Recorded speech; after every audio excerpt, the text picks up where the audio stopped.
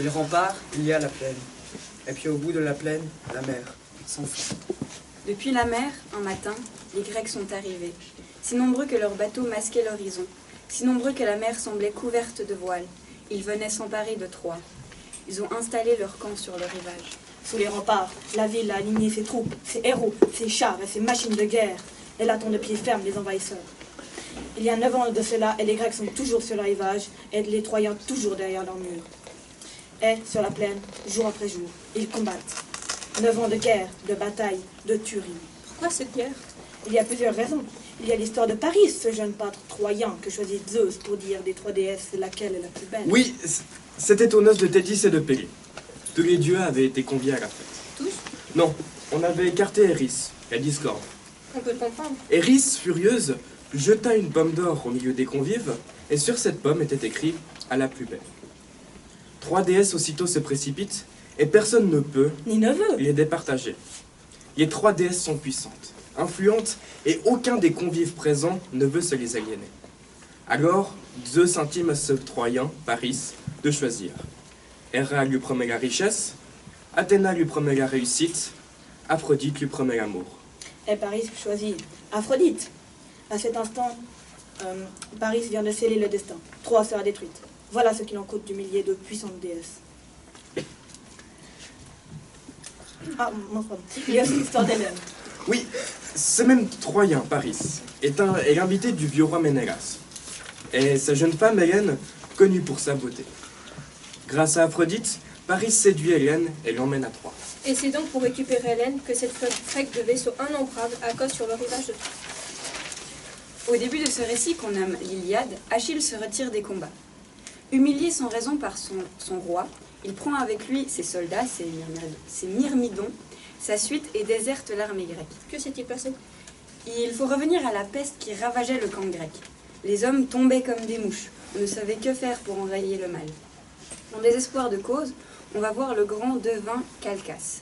Il accuse Agamemnon, le roi de tous les rois présents, d'être responsable de la peste. Parce qu'il a enfoncé le grand dieu Apollon, en enlevant Chryséis, la fille du grand prêtre d'Apollon. Qu'Agamemnon rende Chryséis à son père et la peste cessera. Agamemnon accepte de rendre Chryséis à son père, mais, fort de son droit de monarque, il exige une compensation dans le trésor de guerre de ses subordonnés. Il se tourne alors vers Achille, et, connaissant les sentiments tendres qu'unissent ce dernier à sa favorite, Chryséis, elle lui réclame sur l'heure. C'est comme si Agamemnon avait giflé Achille devant toute la noblesse grecque. Achille, vibrant de colère, hésite à châtier lui-même celui qui ose lui infliger une telle humiliation. Mais, retenu par ses amis et par loyauté qu'il n'ose fouler aux pieds, de peur d'entraîner une catastrophe encore plus grande. Achille parvient à se contenir et se soumet. Il remet Briséis à son roi. Et il annonce à tous que désormais, lui, ses myrmidons et toute sa suite s'y retirent. Achille se retire des combats. Et c'est un tremblement de terre qui secoue l'armée grecque tout entière.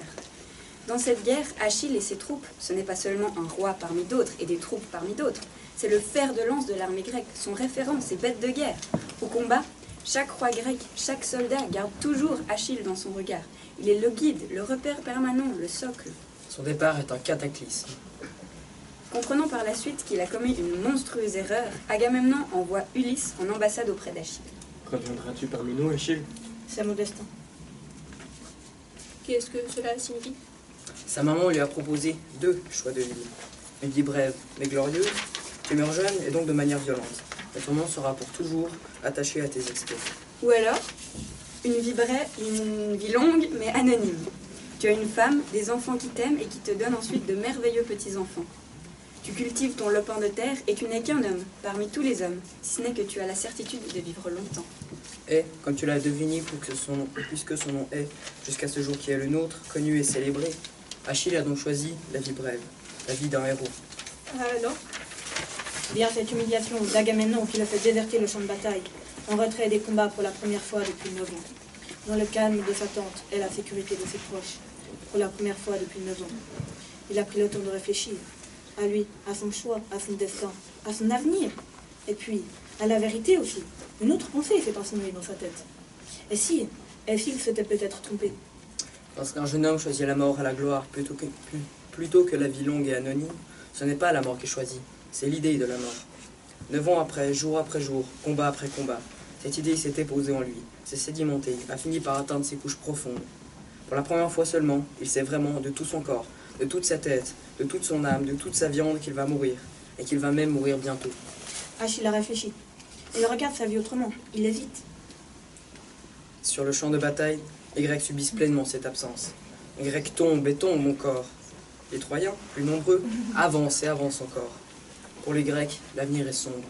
Patrocle court, est perdu, jusqu'à la tente d'Achille. C'est la fin. Les Grecs acculés se battent comme des possédés. Mais ils combattent déjà les pieds dans l'eau entre leurs navires et beaucoup sont blessés. Je ne te demande pas de revenir au combat, ce serait une infamie. Qui mieux que moi sait que si tu le pouvais, tu serais splendide au cœur de la meute, bataillant comme un fauve. Mais les Grecs sont perdus, si quelqu'un n'intervient pas pour eux, laisse-moi prendre ton armure, reconnaissable entre toutes et tous. À la tête de tes myrmidons qui piaffent de dépit, laisse-moi desserrer les taux troyens. Essayer de sauver ceux de nos frères qui restent encore. Alors ? Fais ce que tu dis. Mais oui, il y a un mais. Écoute-moi bien. Prends mes meutes de myrmidons, mes loups.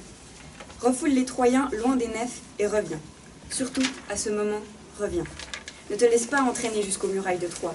Reste sur le rivage quoi qu'il arrive. À la tête des myrmidons surchauffés par la tente, Patrocle, revêtu de la cuirasse d'Achille, fonce sur les Troyens. Alors, finalement, un à un, pas à pas, les Troyens reculent. Les Grecs respirent à nouveau. Au cœur des combats, revêtu des atours du plus grand des guerriers, Patrocle se découvre d'heure en heure une force qu'il ignorait, secondée par une meute entraînée, efficace, redoutablement organisée. Que pourrait-il craindre? Et Patrocle, grisé, va ignorer l'avertissement d'Achille. Ah, mais non, Il va poursuivre Hector jusque sous les murailles de Troie. mais non. Comment garder raison lorsque, apparemment, rien ne peut s'opposer à votre volonté?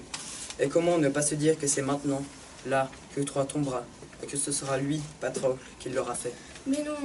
3 fois, Patrocle se précipite pour prendre la ville déserte de ses forces vives. 3 fois, il est repoussé. À chaque fois, une partie de son armure tombe. Une fois, son casque, une fois sa cuirasse. Il est maintenant presque nu, sans défense. Bien sûr, la 4e tentative lui est fatale. Hector ne laisse pas une aussi belle proie lui échapper.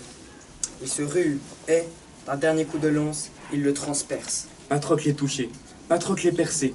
Les Grecs ramènent le corps dans leur rang. Ils le ramènent à qui de droit? Ils le ramènent vers Achille. Et Achille? Il attend sa nouvelle armure. Il reste debout. Ceux qui l'aperçoivent frémissent, même ses amis, même de loin. Maintenant harnaché, sans un cri, sans gloire, sans élan, Achille et ses troupes reviennent dans la bataille. Achille cherche Hector, c'est lui qui le traque dans les combats. Hector est là, il est prêt, il l'attend. Il sait que tout est fini. Hector est mort. Achille le regarde, haletant, incrédule, et une rage formidable le saisit. Il ne suffit pas qu'Hector soit mort. Il doit encore démembrer, abîmer, souiller le corps du vaincu. Il faut qu'Hector soit plus mort que mort. Et, traînant le cadavre derrière son char, il lance ses chevaux au grand galop. Il le traîne et le retraîne encore sous les murailles de Troie pour le déchiqueter. Rien n'y fait. Le beau corps d'Hector est imperméable à la souillure. Achille le ramène sous sa tente. Et Et le récit de Troie s'arrête là. avant la prise de Troie? Oui, après la mort d'Hector, elle ne peut que tomber. Ce n'est maintenant qu'une question de temps, et ce sera l'objet d'un autre récit. Et la mort d'Achille? Et quand il ira le voir aux enfers? Ah, mais c'est dans le lycée, ça. Et il est déjà là. Bien entendu, c'est déjà l'heure. Merci.